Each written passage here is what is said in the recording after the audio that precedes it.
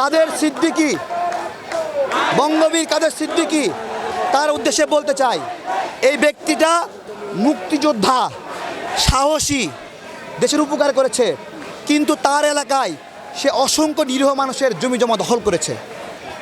বিশ্বাস হয় না? আপনি যান কালিহাতিতে, দেখবেন একটা জমি সাধারণ মানুষের নাই, সব কিছু তার। সে কি এমন ব্যবসা করছে সব জমি তার হয়ে গেল? বলেন বলেন। শুধু তাই না, আরেকটা আছে ওইদিকে ফারাজ করিমের বাবা। ফারাজ করিমের বাপ পা থেকে মাথা পর্যন্ত একজন যুদ্ধাপরাধী এবং রাজাকার ছিল। সেই ব্যক্তিকে শেখ হাসিনা আপনার হলো মুক্তিযোদ্ধার কার্ড দিয়া নির্বাচন করাইছে এবং ওইখানের মুক্তিযোদ্ধারা তার বিরুদ্ধে করেছে। শেখ হাসিনা রাজাকার খোঁজে নাগরিকদের মধ্যে, কিন্তু নিজের ঘরে রাজাকার ঢুকিয়েছে, নিজের মেয়েকে রাজাকারের নাতির সঙ্গে বিয়ে দিয়েছে। এইসব কথা বলতে গেলে মানে তুমি করলে কুরু কুরু আর আমরা করলে মাকরু, তাই না? আমরা মাকরু করছি যে আমরা খারাপ কাজ করছি, তাই না? বাংলাদেশের নাগরিকরা এই রাজাকার যুদ্ধ থেকে বের হয়ে গেছে।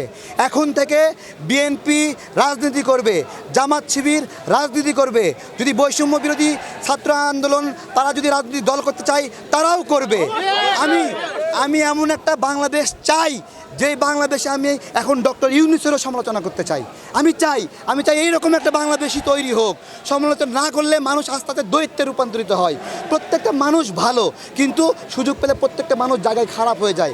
আমাদেরকে দেখে রাখতে হবে, পাহারা দিয়ে রাখতে হবে, যাতে করে একটা সুন্দর নির্বাচনের পরিবেশ তৈরি হয় এবং জনগণের যে দীর্ঘদিনের 15 বছরের মনের আকাঙ্ক্ষা একটা ভোট আমরা যুবকরা দিতে পারি নাই, এখনও দিতে পারছি না, সামনে 2-3 বছর দিতে পারবো কিনা সেই গ্যারান্টিও নাই, কোনো গ্যারান্টি নাই। আমরা চাই সকল কাজ, সংস্কারের কাজ শেষ হোক। সংবিধান পচে গেছে, এটা বাদ দিয়া নতুন করে বানাইতে হবে। নতুন করে রাষ্ট্রপতি এই পচা মালরেও বিদায় করতে হবে, গোয়েন্দা সংস্থার প্রধান তাকেও বিদায় করতে হবে। এগুলো পাক সাফ করতে যে কদিন সময় লাগে ডক্টর ইউনূস স্যার নেক, বৈষম্য বিরোধী ছাত্র আন্দোলন তারা নেক, নিয়ে একটা সুন্দর নির্বাচন হোক। জনগণের ক্ষমতায় আসবে, যেই ক্ষমতায় আসবে সুন্দর হবে এবং তত্ত্বাবধায়ক সরকার আমরা আবার ফিরে চাই। এইটা হলো জনগণের কাছে জবাবদিহি করার একটা সিঁড়ি। হাসিনা এই সিঁড়ি দিয়ে ক্ষমতায় এসে এই সিঁড়ি ভেঙে ফেলেছে, যেন আর কেউ ক্ষমতায় আসতে পারে।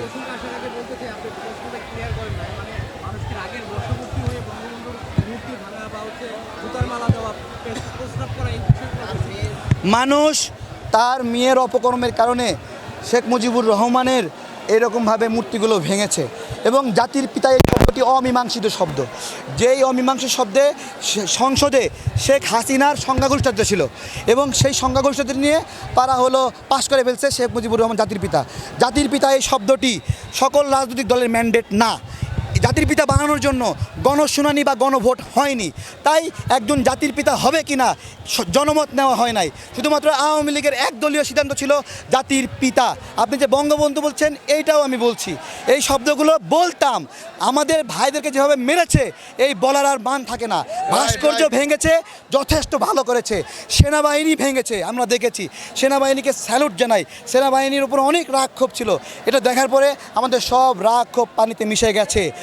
বাংলাদেশে কোনো ব্যক্তিকে এভাবে আর পূজা করা না হোক। পূজা করতে করতে এই লোকের পদত্যাগ দিছে, সবাই শুনছেন তো, আপনারা দেখেছেন যে একজন ব্যক্তিকে পূজা করতে করতে এরকম একটা অবস্থা। আমাদের এই স্পষ্ট কথা, বেশ কিছু রাজনৈতিক ক্ষেত্রে সমঝোতা ছিল, এক ব্যক্তি 2বার প্রধানমন্ত্রী হতে পারবে না। এই জায়গাটাতে পূর্বে যারা ছিল দরকার হলে তারা আরও 2বার সুযোগ পাবে, কিন্তু 2বারের পরে আর পাবে না। এটা কনফার্ম আমরা করতে চাই। এটা যদি হয় তাহলে একজন ব্যক্তিকে যে পূজা করার টেন্ডেন্সি, এটা থেকে আমরা বাঁচবো। ধরেন বিএনপি 3বার ক্ষমতা থাকুক, বাট একজন ব্যক্তি 2বার প্রধানমন্ত্রী না হোক, এইটা, বা আওয়ামী লীগ থাকুক। আওয়ামী লীগ একটা রাজনৈতিক দল তো বিলুপ্ত হয়ে যাবে না, আমরা যতই বলি ঘুরে ফিরে এটা আবার আসবে, কিন্তু শেখ হাসিনারও বিচার হতে হবে। শেখ হাসিনা এখানে যে হত্যা করেছে, হত্যার বিচার হবে। দরকার হলে আমার নাতিপুতিকে আবার একসময় প্রধানমন্ত্রী হবে হোক, কিন্তু শেখ হাসিনার বিচার আমরা নিশ্চিত করবো ইনশাল্লাহ। প্রশ্ন করতে চাই, যেটা হচ্ছে সজীব ওয়াজেদ জয় গতকালকে ডিডব্লিউতে বলেছে, যেই মুহূর্তে অন্তর্বর্তীকালীন সরকার নির্বাচনের সিদ্ধান্ত নিবে শেখ হাসিনা দেশে ফিরবেন, প্রয়োজনে রাজনীতিতে আমিও দেশে দেশে ফিরে আসবে এবং একই সাথে উনি আরো বলেছেন আসুক আসুক সজীব ওয়াজেদ, তুমি আসো তোমার মারে নিয়ে আসো, আমরা ফুল দিয়ে বরণ করব। আমরা জবা ফুল, শিউলি ফুল, চামেলি ফুল, বাংলাদেশে যত রকমের ফুল আছে তোমার আশেপাশে ফুল দিয়ে ভরা দেব, ফুল দিয়ে চাপা দিয়ে তোমাদেরকে ওইখানে কবর রচনা করবো আমরা।